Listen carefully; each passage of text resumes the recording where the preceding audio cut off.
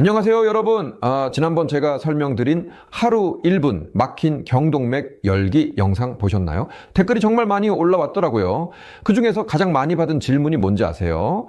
선생님, 그럼 경동맥이 막히기 전에 미리 알 수 있는 신호는 없나요? 이거였어요.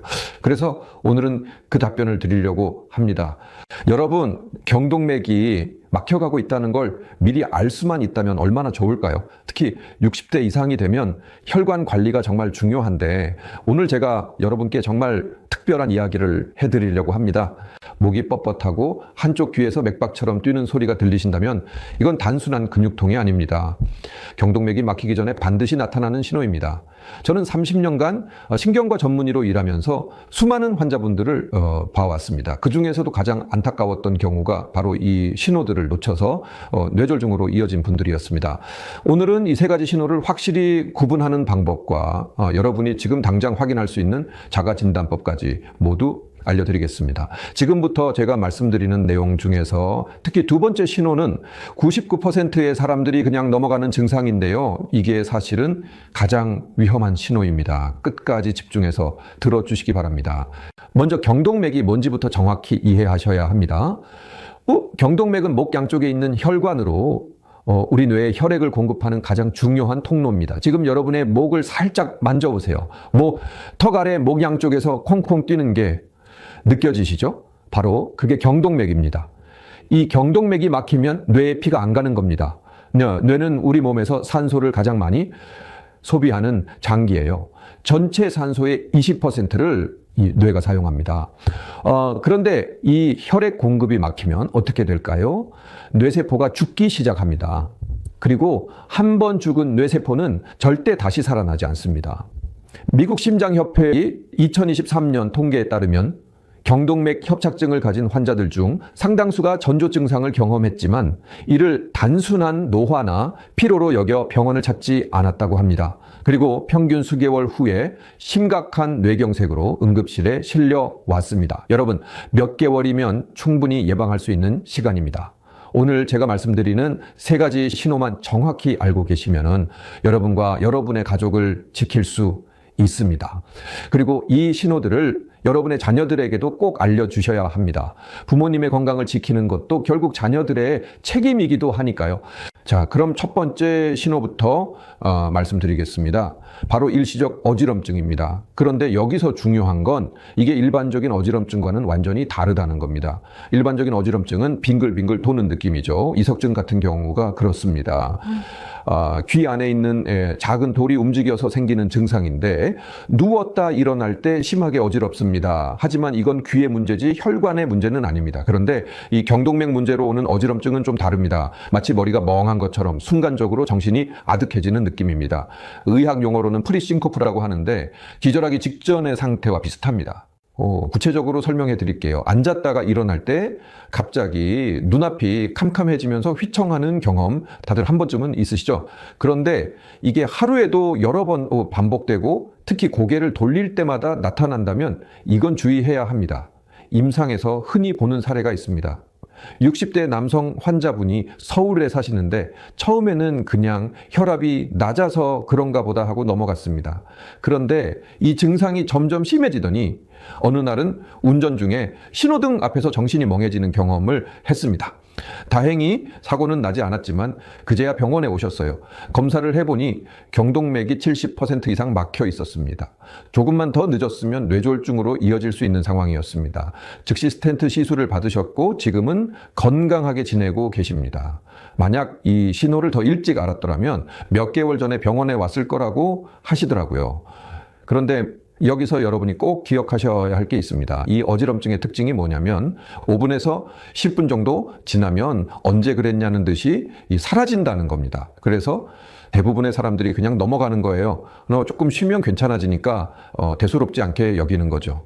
잠깐 여기서 제가 정말 중요한 걸 하나 더 말씀드려야겠는데요. 이 일시적 어지럼증이 위험한 이유가 또 있습니다. 이게 바로 일과성 허혈 발작, 영어로 TIA라고 부르는 증상의 전조일 수 있기 때문입니다. 일과성 허혈 발작은 말 그대로 뇌에 일시적으로 피가 안 가는 상태입니다.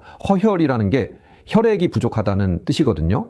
증상은 뇌졸중과 똑같은데 24시간 이내에 완전히 회복됩니다. 그래서 많은 분들이 이걸 대수롭지 않게 여기시는데요. 이게 바로 뇌졸중의 최종 경고입니다. 란셋 신경학 저널에 발표된 대규모 연구에 따르면 일과성 허혈 발작을 경험한 환자의 약 10%가 48시간 이내에 뇌졸중으로 진행하며 90일 이내에는 약 17%가 뇌졸중을 겪는다고 합니다. 거의 5명 중 1명꼴입니다. 이게 얼마나 무서운 통계인지 아시겠죠? 이건 마치 화재 경보기가 울리는 것과 같습니다. 지금은 작은 불이지만 방치하면 집 전체가 탈 수 있다는 경고인 거예요. 그러니까 이 어지럼증을 절대 가볍게 넘기면 안 됩니다. 특히 고개를 돌릴 때, 자세를 바꿀 때 반복적으로 나타난다면 즉시 병원에 가셔야 합니다. 왜냐하면 고개를 돌리는 동작 자체가 경동맥에 영향을 주거든요. 목을 돌리면 경동맥이 살짝 눌리는데 정상적인 혈관이라면 문제가 없지만 이미 좁아져 있다면 그 순간 혈류가 더 막혀서 증상이 나타나는 겁니다. 자, 그럼 어떻게 이게 경동맥 문제인지 아닌지를 구분할 수 있을까요? 제가 간단한 자가진단법을 알려드리겠습니다. 지금 바로 따라해 보세요. 첫째, 어지럼증과 함께 한쪽 팔다리에 힘이 빠지는 느낌이 있는지 확인하세요. 양팔을 앞으로 쭉 뻗어보세요. 한쪽 팔이 저절로 내려온다면 이건 위험 신호입니다. 둘째, 말이 어눌해지거나 발음이 꼬이는 증상이 동반되는지 체크하세요. 간단한 문장을 말해보세요. 예를 들어 간장 공장 공장장은 강 공장장이고 된장 공장 공장장은 공 공장장이다 같은 문장을 또박또박 말할 수 있는지 확인해보세요. 셋째, 한쪽 시야가 흐려지거나 물체가 겹쳐 보이는 증상이 있는지 살펴보세요. 한쪽 눈을 가리고 물체를 봤을 때와 다른 쪽 눈을 가리고 봤을 때 차이가 있는지 확인해 보세요. 이 세 가지 중 하나라도 해당된다면 이건 단순한 어지럼증이 아닙니다. 즉시 119를 부르거나 가장 가까운 종합병원 응급실로 가셔야 합니다. 시간이 생명입니다. 뇌졸중은 골든타임이 3시간입니다. 이 증상 발생 후 3시간 이내에 치료를 시작해야 뇌 손상을 최소화할 수 있습니다. 그런데 말이죠. 대부분의 사람들이 이런 증상이 있어도 참습니다. 왜냐하면 금방 나아지니까요. 하지만 이게 반복된다는 건 경동맥에 혈류 장애가 계속되고 있다는 신호입니다. 마치 댐에 금이가 있는데 자꾸 물이 새는 것과 같아요. 지금은 조금씩 새지만 언젠가는 댐이 무너질 수 있습니다. 자, 이제 두 번째 신호로 넘어가겠습니다.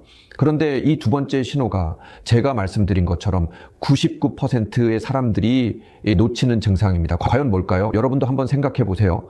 경동맥이 막히면 어떤 증상이 나타날까요? 바로 박동성 이명입니다.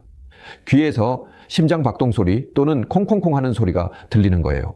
특히 조용한 밤에 누우면 더 심하게 들립니다. 베개에 머리를 대면 더 크게 들리기도 하고요. 많은 분들이 이걸 그냥 나이 들어서 생기는 이명이라고 생각하세요. 물론 일반적인 이명도 있습니다.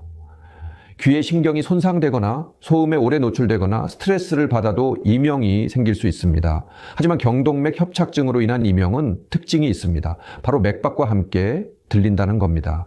일반적인 이명은 삐 하는 고음이거나 웅 하는 저음이 계속 들립니다. 그런데 박동성 이명은 쿵쿵쿵 쉬익 쉬익 하고 리듬이 있어요. 마치 심장 소리를 귀로 듣는 것 같습니다. 지금 한번 확인해 보세요. 여러분 손목에 맥박을 짚으면서 귀에서 들리는 소리를 집중해 보세요. 만약 맥박과 똑같은 리듬으로 쿵쿵쿵 또는 쉬익 쉬익 하는 소리가 들린다면 이건 경동맥의 혈류 이상 신호일 가능성이 높습니다. 왜 이런 소리가 들릴까요? 경동맥이 좁아지면 그 부위를 지나는 혈액의 흐름이 난류가 됩니다. 마치 좁은 수도관을 물이 세차게 지나갈 때 쉬익 소리가 나는 것처럼요. 정상적인 혈관에서는 피가 조용하게 흐르는데 좁아진 혈관에서는 피가 소용돌이치면서 소리를 만듭니다. 그리고 이 소리가 귀 근처를 지나가는 경동맥에서 발생하면 우리 귀가 그걸 직접 듣게 되는 겁니다. 경동맥과 귀가 정말 가까이 있거든요. 목을 만져보시면 아시겠지만 귀 바로 아래에 경동맥이 있습니다. 의학 연구들에 따르면 박동성 이명으로 병원을 찾은 환자들 중 상당수에서 혈관 이상이 발견된다고 합니다. 경동맥 협착증, 동정맥 기형 또는 다른 혈관 문제들이 원인인 경우가 많습니다. 야, 그런데 안타까운 건 이 환자들 대부분이 이명을 그냥 노화 현상으로 받아들이고 방치했다는 겁니다. 이명을 단순한 나이 탓으로 여기고 지내다가 어지럽거나 두통이 심해지거나 말이 꼬이는 증상이 나타나서야 병원에 왔던 겁니다. 임상에서 흔히 보는 사례입니다. 70대 여성 환자분이 경기도에 사시는데 5년 동안 밤마다 귀에서 쿵쿵 소리가 들렸답니다. 처음에는 신경 쓰였지만 시간이 지나니까 익숙해지더래요. 그래서 그냥 살았는데 어느 날 갑자기 말이 어눌해지는 증상이 나타나서 응급실에 오셨습니다. 검사 결과 오른쪽 경동맥이 85% 막혀 있었습니다.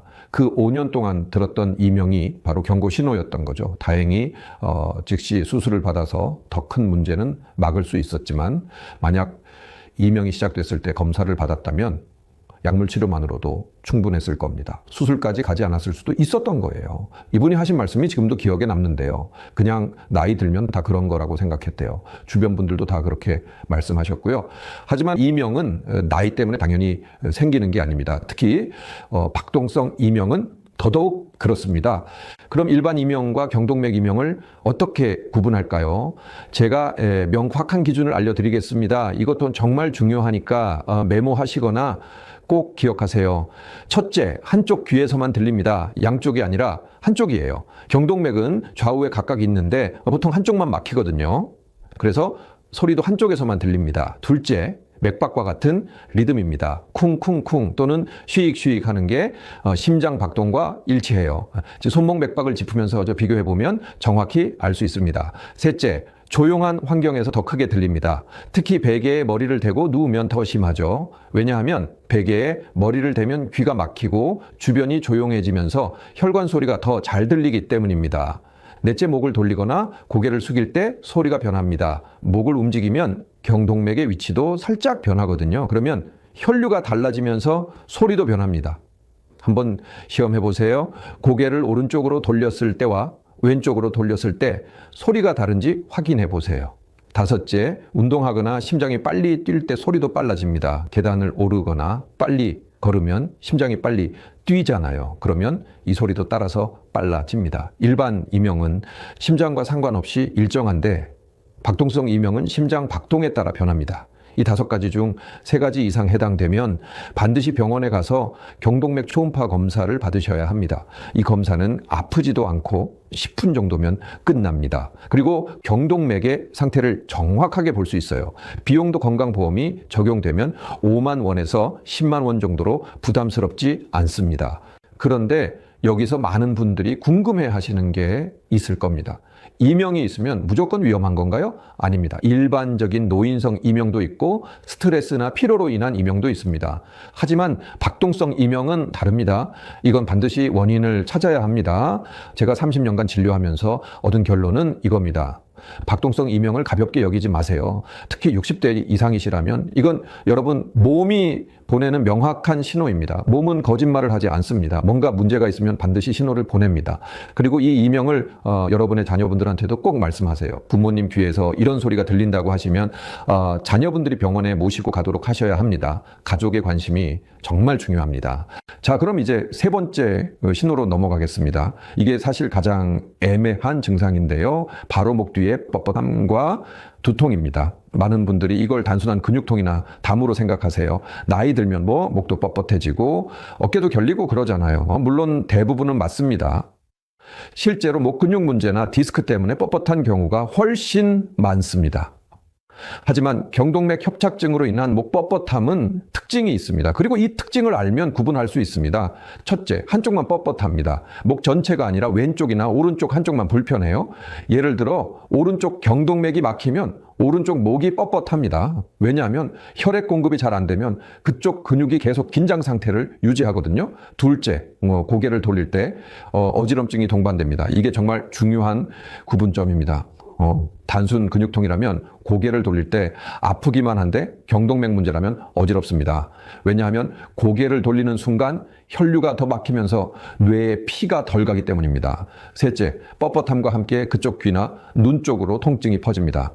목만 아픈 게 아니라 목에서 시작해서 귀 뒤쪽 또는 관자놀이 쪽으로 통증이 번지는 느낌이 듭니다. 이건 혈류 장애로 인한 두통의 특징입니다. 넷째, 마사지를 받아도 쉽게 풀리지 않습니다. 근육이 문제라면 마사지를 받으면 시원해지는데 혈류 문제라면 마사지를 받아도 금방 다시 뻣뻣해집니다. 며칠 지나면 또 같은 증상이 반복됩니다. 의학 연구들에 따르면 경동맥 협착증 환자들 중 상당수가 한쪽 목의 통증이나 뻣뻣함을 호소한다고 합니다. 그리고 이들 대부분이 처음에는 정형외과나 한의원을 찾았다가 증상이 호전되지 않아서 뒤늦게 신경과를 찾았다고 해요. 임상에서 흔히 보는 사례입니다. 60대 남성 환자분이 인천에 사시는데 6개월 동안 오른쪽 목이 뻣뻣해서 침도 맞고 물리치료도 받았습니다. 그런데 전혀 나아지지 않고 오히려 두통까지 생기기 시작했습니다. 처음엔 뻣뻣한 정도였는데 나중엔 머리까지 지끈거리더래요. 결국 MRI를 찍어보니 오른쪽 경동맥이 65% 좁아져 있었습니다. 혈류가 제대로 흐르지 못하니까 목 주변 근육이 계속 긴장하고 그게 통증으로 나타났던 거죠. 그리고 뇌로 가는 혈액이 부족하니까 두통까지 생긴 겁니다. 처음에는 그냥 목 디스크인 줄 알았대요. 나이도 있고 하니까 당연히 그런 거라고 생각했던 거죠. 그런데 6개월 동안 여러 치료를 받아도 전혀 나아지지 않으니까 뭔가 이상하다 싶어서 그 종합병원에 오셨던 겁니다. 그럼 어떻게 이걸 구분할 수 있을까요? 제가 간단한 테스트 방법을 알려드리겠습니다. 지금 바로 따라해 보세요. 먼저 편하게 앉으세요. 등바디에 등을 기대고 편안한 자세를 취하세요. 그리고 천천히 고개를 오른쪽으로 돌려보세요. 최대한 돌려서 턱이 어깨에 닿을 듯 말 듯한 정도까지요. 목이 뻣뻣한가요? 그럼 이제 고개를 왼쪽으로 돌려보세요. 마찬가지로 최대한 돌려보세요. 양쪽의 뻣뻣함이 다른가요? 만약 한쪽이 확연히 더 뻣뻣하고 돌리는 게 불편하다면 주의가 필요합니다. 그 다음으로 뻣뻣한 쪽으로 고개를 천천히 돌린 상태에서 10초 정도 유지해 보세요. 이때 어지럽거나 눈앞이 흐려지거나 귀에서 소리가 들린다면 이건 근육 문제가 아닙니다. 혈류 문제일 가능성이 높습니다. 왜냐하면 고개를 돌리면 경동맥이 살짝 눌리거든요.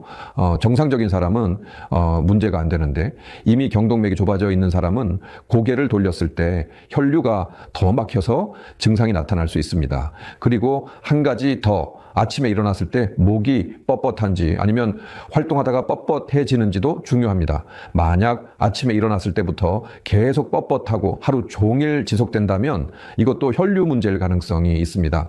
근육이 문제라면 움직이면 풀리는데 혈류가 문제면 움직여도 계속 불편하거든요. 오히려 움직이면 더 불편할 수도 있습니다. 이런 차이를 잘 관찰하시는 게 중요합니다.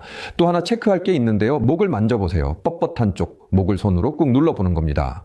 근육이 문제라면 누르면 아프지만 혈류 문제라면 누른다고 특별히 더 아프지는 않습니다. 그냥 뻣뻣한 느낌만 계속됩니다. 자, 여기까지 세 가지 이 주요 신호에 대해 말씀드렸습니다. 일시적 어지럼증, 박동성 이명, 그리고 일측성 목 뻣뻣함. 이 중 하나라도 해당되면 반드시 검사를 받으셔야 합니다. 그리고 두 가지 이상이 동시에 나타난다면 이건 더 급한 상황입니다. 그런데 여기서 끝이 아닙니다. 이제부터 제가 말씀드릴 내용이 오늘의 핵심입니다. 바로 이 신호들이 나타났을 때 어떻게 대처해야 하는지 그리고 어떻게 예방할 수 있는지입니다. 이 부분이 정말 중요하니까 집중해 주세요. 먼저 응급 상황부터 말씀드리겠습니다. 만약 여러분이 지금 제가 말씀드린 세 가지 증상 중 두 가지 이상을 동시에 경험하고 계시다면 이건 응급 상황입니다. 특히 말이 어눌해지거나 한쪽 팔다리에 힘이 빠지거나 시야가 흐려진다면 즉시 119를 부르세요. 119에 전화하실 때는 이렇게 말씀하세요. 뇌졸중 의심 증상이 있다. 고요. 그러면 구급대원들이 바로 조치를 취합니다. 그리고 가장 가까운 뇌졸중 센터가 있는 병원으로 이송됩니다. 뇌졸중은 골든타임이 있습니다.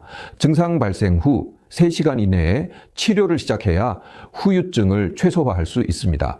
요즘은 혈전용 해제라는 약이 있어서 3시간 이내에 투여하면 막힌 혈관을 뚫을 수 있습니다.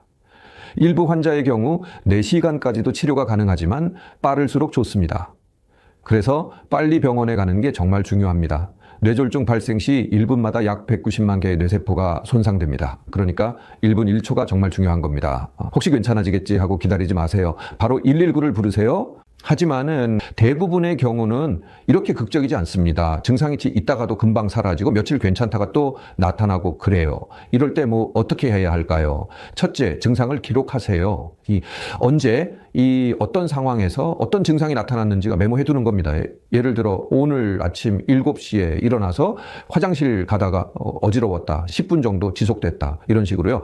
이게 나중에 병원에서 진단할 때 정말 중요한 정보가 됩니다. 의사들은 환자분의 증상 설명을 듣고 진단을 내립니다. 그런데 막연하게 가끔 어지럽다고만 하시면 정확한 진단이 어렵습니다. 하지만 언제 어떻게 어지러웠는지 구체적으로 말씀하시면 의사가 훨씬 정확하게 판단할 수 있습니다. 둘째, 가까운 병원에서 경동맥 초음파 검사를 받으세요. 이 검사는 건강보험이 적용되고 비용도 5만 원에서 10만 원 정도입니다. 그리고 결과를 바로 알 수 있어요. 검사하는 동안 화면으로 직접 보실 수도 있습니다. 경동맥 초음파는 목에 젤리 같은 걸 바르고 기계를 대고 움직이는 겁니다. 전혀 아프지 않고 10분이면 끝납니다. 그런데 이 검사로 경동맥이 얼마나 좁아져 있는지, 혈류가 얼마나 흐르는지 정확하게 알 수 있습니다. 만약 협착이 50% 미만이면 약물 치료로 충분합니다. 항혈소판제라는 약을 먹어서 피가 굳지 않게 하고 콜레스테롤 약을 먹어서 더 이상 혈관이 막히지 않게 합니다. 50%에서 70% 사이면 약물 치료와 함께 생활 습관 개선이 정말 중요합니다. 그리고 6개월마다 정기적으로 검사를 받아서 진행 상황을 지켜봅니다. 70% 이상이면 수술이나 시술을 고려해야 합니다. 경동맥 내막절 제술이라고 해서 막힌 부분을 제거하는 수술을 할 수도 있고 스텐트 시술을 할 수도 있습니다. 스텐트는 작은 그물망 같은 걸 이게 혈관 안에 넣어서 좁아진 부분을 넓히는 거예요.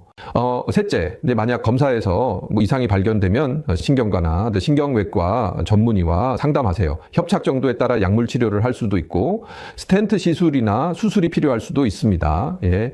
이 전문의와 충분히 상담해서 가장 적합한 치료 방법을 선택하시면 됩니다. 그런데 가장 좋은 건 예방입니다. 경동맥이 막히는 가장 큰 원인은 동맥경화증입니다. 혈관벽에 콜레스테롤과 칼슘이 쌓여서 혈관이 좁아지고 딱딱해지는 거죠. 마치 수도관에 녹이 슬듯이 혈관벽에 찌꺼기가 쌓이는 겁니다. 동맥경화는 하루아침에 생기는 게 아닙니다. 수십 년에 걸쳐 서서히 진행됩니다. 그래서 지금부터라도 관리하시면 충분히 예방할 수 있습니다. 동맥경화를 예방하려면 어떻게 해야 할까요? 제가 실천 가능한 방법들을 알려드리겠습니다. 이게 정말 중요합니다. 왜냐하면 예방이 치료보다 100번 낫기 때문입니다. 첫째, 금연입니다. 담배는 혈관을 직접적으로 손상시킵니다. 담배 연기에 들어있는 화학물질들이 혈관 벽을 상하게 하고 염증을 일으킵니다. 그러면 그 부위에 콜레스테롤이 쌓이기 시작합니다. 미국 심장협회의 연구에 따르면 흡연자는 비흡연자에 비해 뇌졸중 위험이 2배에서 4배까지 높다고 합니다. 정말 무서운 통계죠? 지금이라도 끊으세요. 담배를 끊으면 1년 후부터 혈관 상태가 개선되기 시작합니다. 5년이 지나면 비흡연자와 비슷한 수준으로 회복됩니다. 담배 끊기 어려우시죠? 저도 압니다. 제 환자분들 중에 담배 때문에 고생하시는 분들 많이 봤습니다. 그런데 금연 클리닉을 이용하시면 성공률이 훨씬 높아집니다.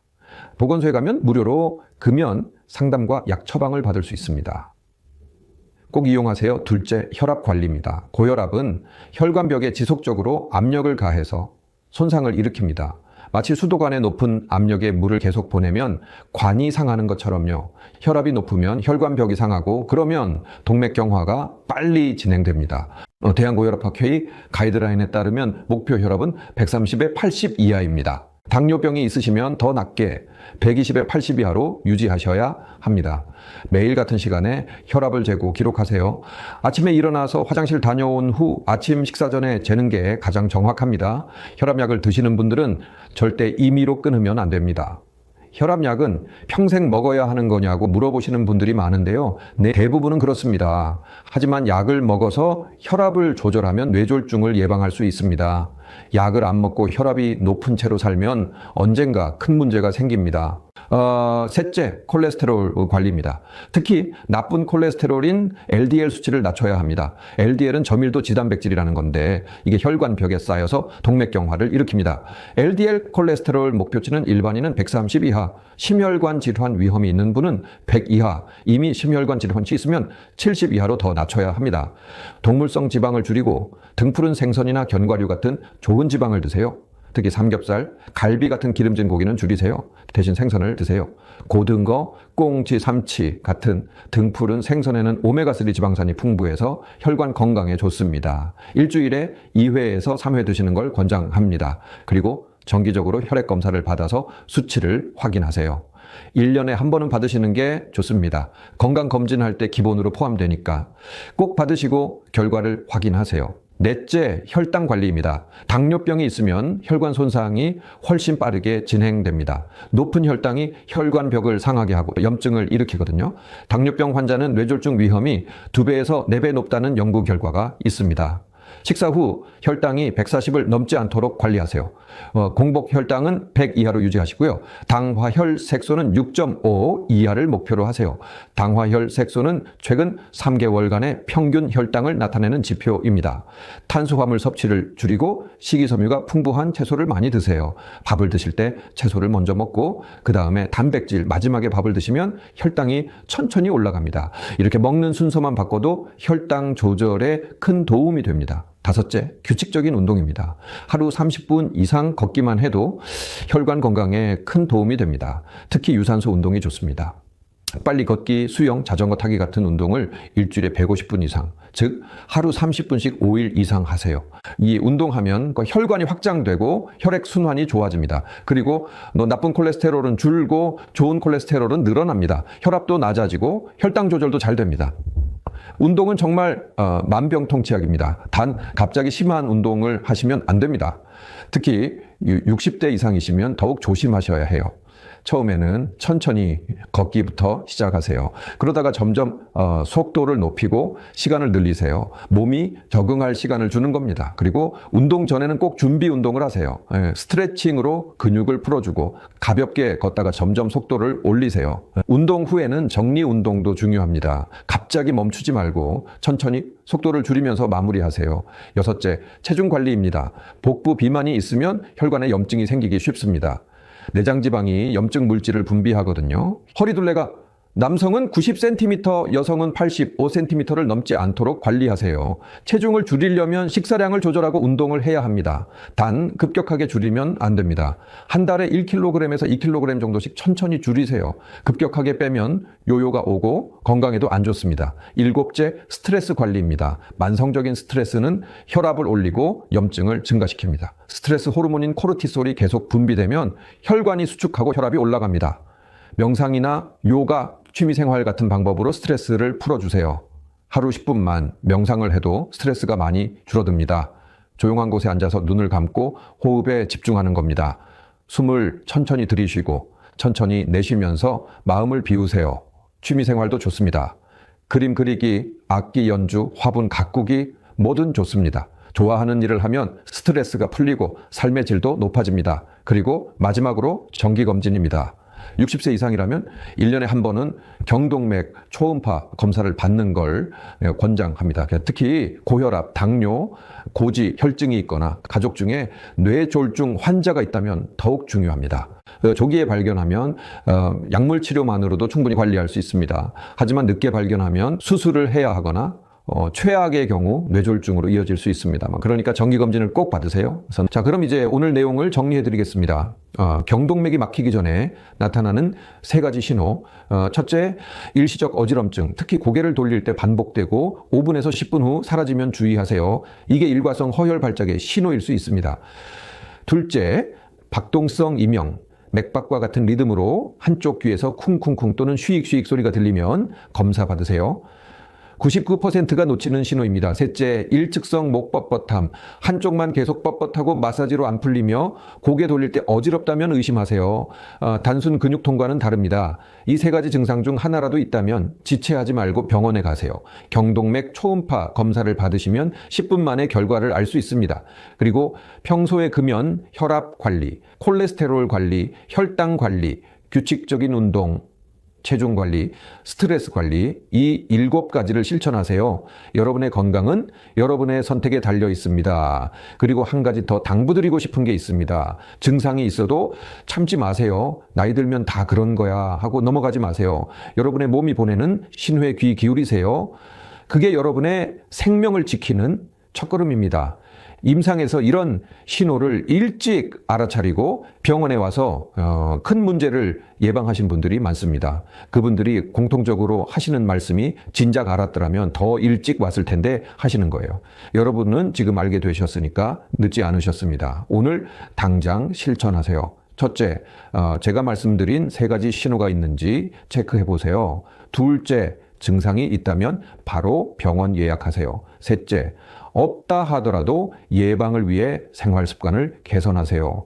특히 담배 피우시는 분들 오늘부터 끊으세요. 혈압 높으신 분들 집에 혈압계 있으시죠? 매일 재고 기록하세요. 운동 안 하시는 분들 오늘부터 하루 30분씩 걸으세요. 작은 실천이 큰 변화를 만듭니다. 그리고 이 내용을 여러분의 자녀들과도 꼭 공유하세요. 부모님 건강을 지키는 건 자녀의 도리이기도 합니다. 이 영상을 가족 단톡방에 있으시면 공유하시고 함께 보시면 좋겠습니다. 마지막으로 한 가지만 더 말씀드리겠습니다. 건강은 하루아침에 만들어지지 않습니다. 매일매일의 작은 습관이 쌓여서 건강을 만드는 겁니다. 오늘 하루 건강한 선택을 하고 내일도 하고 모레도 하다 보면 어느새 건강한 몸이 되어 있을 겁니다. 여러분 모두 건강하시고 행복하세요. 오늘 영상이 도움이 되셨다면 좋아요 버튼 눌러주시고 구독과 알림 설정도 부탁드립니다. 댓글로 여러분의 경험도 나눠주시면 감사하겠습니다. 다음 영상에서는 경동맥 건강을 지키는 구체적인 식단과 운동법에 대해 자세히 말씀드리겠습니다. 그때 또 뵙겠습니다. 건강하세요, 여러분.